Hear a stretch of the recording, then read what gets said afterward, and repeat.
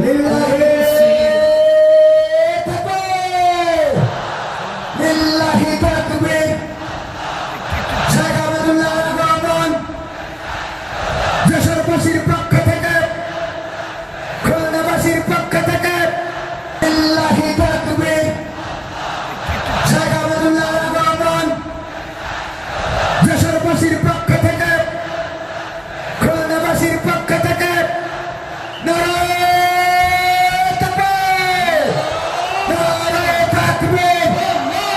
শেখ আহমদুল্লাহ সাহেবের আগমন দেশবাসী। আপনারা সবাই ভালো আছেন? আলহামদুলিল্লাহ, আলহামদুলিল্লাহ। আল্লাহ রাব্বুল আলামিন আমাদের সবাইকে মৃত্যু পর্যন্ত ভালো থেকে নেক আমল করে আজকের এই মাহফিল থেকে উপকারী কথাগুলো শুনে আমলে নিয়ত করে যাওয়ার তৌফিক দান করুন, বলুন আমিন। সম্মানিত ভাইয়েরা, আমি আপনাদের সম্মুখে কোরআনে কারীমের গুরুত্বপূর্ণ একটি সূরা, সূরা হুজরাতের 7টি বিশেষ সামারি আপনাদের সামনে আমি তুলে ধরতে চাই। এই সূরার বিশেষ তাৎপর্য, এই সূরার যে বিশেষ বার্তা, আজ বাংলাদেশের যে সমাজ বাস্তবতা রয়েছে, সেই সমাজ বাস্তবতায় সূরাতুল হুজরাত প্রতিটি ঘরে ঘরে প্রত্যেক মুসলমানকে বারবার পাঠ করা, পুনর্পাঠ করা প্রয়োজন। আমার রব, আমার আল্লাহ যদি আমাকে শক্তি সামর্থ্য দিতেন, আমি আমার দেশের প্রত্যেক মুসলিম ভাইকে বোনকে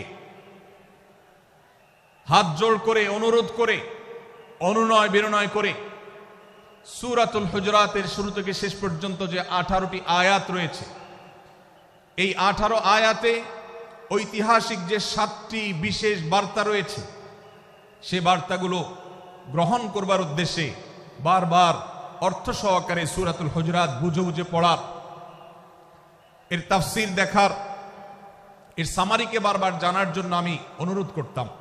আল্লাহ তাআলা আমাদের সবাইকে সূরাতুল হুজরাত এর আলো দ্বারায় সবাইকে আলোকিত হওয়ার তৌফিক দান করুন।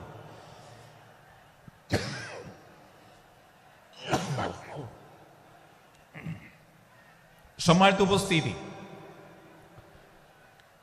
আমি যে সূরার সামারি আপনাদেরকে বলতে যাচ্ছি, যে সূরাকে সামনে রেখে আজকের এই ঐতিহাসিক মাহফিলে কোরআনে কারীমের দেওয়া 7টি বার্তা দিতে চাইছি, সেই সূরার নাম হলো সূরাতুল হুজরাত। এই সূরা কোরআনে কারীমের 26তম পারায় অবস্থিত এবং এই সূরা কোরআনে কারীমের সূরার যে সিরিয়াল, সেই সূরার সিরিয়ালে 49তম সূরা। এই সূরার আয়াত সংখ্যা হলো 18।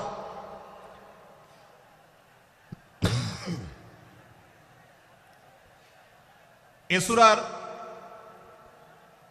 প্রথম থেকে 5ম আয়াত পর্যন্ত, প্রথম এই 5টি আয়াতে আল্লাহ রাব্বুল আলামিন তার প্রিয় নবী মুহাম্মদ মুস্তাফা সাল্লাল্লাহু আলাইহি ওয়াসাল্লাম, সবাই দুরূদ পড়ি, সাল্লাল্লাহু আলাইহি ওয়াসাল্লাম, প্রিয় নবীজির নাম শুনলে দুরূদ পাঠ করতে হয়, তার জন্য দোয়া করতে হয়। কারণ আল্লাহর হাবিব সাল্লাল্লাহু আলাইহি ওয়াসাল্লাম তার সমগ্র জীবনকে যে কষ্টের মধ্যে পার করেছেন, তার সমগ্র জীবনকে উৎসর্গ করেছেন, তা আপনার আমার হেদায়েতের জন্য, গোটা বিশ্ব মানবতার মুক্তির প্রয়োজনে। যিনি তার জীবনকে, যৌবনকে শেষ করে দিয়েছেন, তার সমগ্র জীবনে কখনো ভোগ, উপভোগ এটিকে কখনো তিনি প্রশ্রয় দেননি, প্রাধান্য দেননি। দিনাতিপাত করেছেন অত্যন্ত কষ্টের সাথে, শত সহস্র বাধার সম্মুখীন হয়েছেন, শুধুমাত্র কিয়ামত পর্যন্ত আগত সকল মুসলিম নরনারীর কাছে যেন কোরআনের বার্তা পৌঁছে যায়, সবাই যেন হেদায়েত প্রাপ্ত হয়ে যায়, সবাই যেন মুক্তি প্রাপ্ত হয়ে যায়, সবাই যেন জান্নাতি হয়ে যায়, সবাই যেন জাহান্নাম থেকে মুক্তি লাভ করে, এই উদ্দেশ্যে তার সমগ্র জীবনকে তিনি উৎসর্গ করেছেন।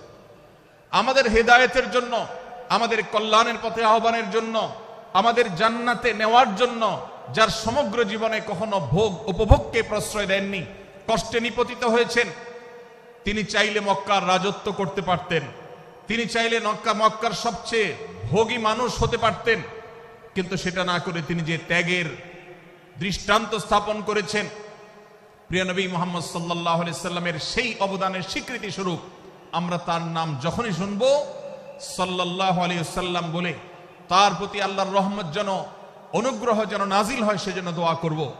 আল্লাহ তাআলা তার হাবিবকে রহমত এমনিতেই দান করবেন, আপনি আর আমি তার জন্য রহমতের দোয়া করার মধ্য দিয়ে আমরা সৌভাগ্যবান মানুষের কাতারে শামিল হতে পারবো। তো আমি যেটি বলছিলাম, সূরাতুল হুজুরাতের 1 থেকে 5 নম্বর আয়াত পর্যন্ত এই 5টি আয়াতে আল্লাহ রাব্বুল আলামিন প্রিয় নবী সাল্লাল্লাহু আলাইহি সাল্লামের সাথে আদব এবং শিষ্টাচারের শিক্ষা দিয়েছেন মানব জাতিকে।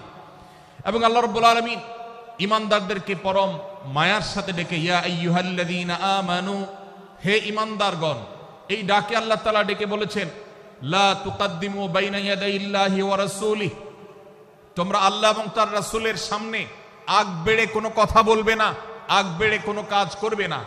একজন ঈমানদার, একজন মুসলমান, তার এই শিষ্টাচারের শিক্ষা তার জীবনে ধারণ করতে হবে।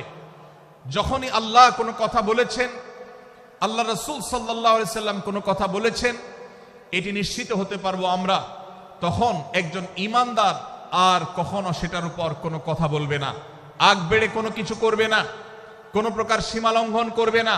ক্বাল আল্লাহ ক্বাল রাসূল, আল্লাহ বলেছেন, আল্লাহ রাসূল বলেছেন, এটি শোনার পর সে তার আপাদমস্তককে সারেন্ডার করবে, সে নিজেকে আত্মসমর্পণ করবে। এর উপর তার কোনো যুক্তিকে, কোনো বুদ্ধিকে, তার কোনো মতামতকে সে সেখানে আর দাঁড় করাবার চেষ্টা করবে না। এটা একজন শিষ্টাচার বিশিষ্ট ঈমানদারের বৈশিষ্ট্য। কোরআন এই শিক্ষা আমাদেরকে দিয়েছে। ভাইরা আমার, এই শিক্ষাকে ধারণ করে আমরা যারা নিজেদেরকে মুসলমান দাবি করছি, আমাদের সম্মানীয় যারা আছেন, আল্লাহকে যেরকম আমরা সম্মান করি, আল্লাহ রাসূলকে যেরকম সম্মান করি, ঠিক একইভাবে আমাদেরকে যে সমস্ত মানুষগুলোকে সম্মান করার নির্দেশ করা হয়েছে, ওলামায়ে কেরাম রয়েছেন, আমাদের বাবা মা, বয়সে বড়, শিক্ষিত, এবং যারা আমাদের শিক্ষক বৃন্দ আছেন, এভাবে যারা আমাদের সম্মানের পাত্র আছেন, সে মানুষগুলোর সামনে আগ বেড়ে যেন কোনো কিছু না করি। সে আগ বাড়াটা কথার ক্ষেত্রে হতে পারে, চলার ক্ষেত্রে হতে পারে, আচরণের ক্ষেত্রে হতে পারে। এই শিষ্টাচারের শিক্ষা সূরা হুজুরাতের প্রথম আয়াতে আমাদেরকে দেয়া হয়েছে। প্রিয় ভাইরা আমার, আমাদের সমাজে আজ যে সমস্ত ভালো গুণের দুর্ভিক্ষ চলছে, ক্রাইসিস চলছে, অভাব চলছে, এর মধ্যে অন্যতম হলো আজ শিষ্টাচারের অভাব। আমাদের সমাজের চতুর্দিকে আপনি দেখতে পাবেন পরিলক্ষিত হচ্ছে। আমাদের শিশু থেকে নিয়ে কিশোর, যুবক থেকে নিয়ে মধ্যবয়স্ক, সকল শ্রেণী মানুষের মধ্যে আজ আদব এবং শিষ্টাচারের ভয়াবহ অভাব আমরা দেখতে পাচ্ছি। বিশেষ করে পশ্চিমা সংস্কৃতিকে আমাদের এই স্বদেশে, আমাদের এই মুসলমানদের সমাজে জোর করে পুশ করাবার, সে সমস্ত এজেন্ডাকে বাস্তবায়ন করবার যে প্রচেষ্টা এদেশের এক শ্রেণীর মানুষকে করতে দেখা যায়, তারা এদেশের সমাজের খাঁজে বাজে থাকা ইসলামের কৃষ্টি, কালচার এবং সংস্কৃতিগুলোকে ধুয়ে মুছে পরিষ্কার করবার জন্য শত সহস্র উদ্যোগ নিয়েছে। আমাদেরকে কোরআনের শিক্ষা ধারণ করে, কোরআনের শিক্ষাকে প্রচার করে, কোরআনের শিক্ষাকে প্রতিষ্ঠিত করে ব্যক্তির মধ্যে, ঘরে, পরিবারে, সমাজে, রাষ্ট্রে, সংবিধানে, আইনে, সংসদে, সর্বত্র কোরআনের শিক্ষাকে বাস্তবায়ন করে সেই সমস্ত ভিনদেশী অপসংস্কৃতি চাপিয়ে দেওয়ার ষড়যন্ত্রকে মোকাবেলা করতে হবে ইনশাআল্লাহ। ভাইরা আমার, আর সেজন্য সূরা হুজুরাতের এই শিষ্টাচারের শিক্ষা আমাদের জীবনে খুবই গুরুত্বপূর্ণ। আমরা যখনই কোনো সম্মানীয় ব্যক্তির কাছে আমরা থাকব, তাদের কথার উপরে কথা বলা, তাদের সাথে তর্ক করা, তাদের সামনে আগ বেড়ে কথা বলা, এমনকি তারা যখন চলবেন তাদের সামনে সামনে হাঁটা, এই সবগুলো কোরআনের এই শিষ্টাচারের যে শিক্ষা আছে এর পরিপন্থী। প্রিয় নবী সাল্লাল্লাহু আলাইহি সাল্লামের সময়কার একটি ঘটনা, এক ব্যক্তি তার বাবার সাথে হেঁটে যাচ্ছিলেন, বোঝা যাচ্ছিল না যে তাদের মধ্যে বাবাকে সন্তানকে। অনেক সময় বাপ সন্তানের বাহ্যিকভাবে দেখে বোঝা যায় না, এরকম কোনো কোনো ক্ষেত্রে হয়। জিজ্ঞেস করা হলো তাদেরকে, তোমাদের মধ্যে বাবাকে সন্তানকে? বলা হলো যে অমুক বাবা, অমুক সন্তান। তখন নির্দেশনা দেওয়া হলো যে সন্তান তার হাঁটা এবং চলার মধ্য দিয়ে এই বিনয়ের প্রকাশ ঘটাতে হবে, আনুগত্যের প্রকাশ ঘটাতে হবে, সম্মান এবং শ্রদ্ধার প্রদর্শন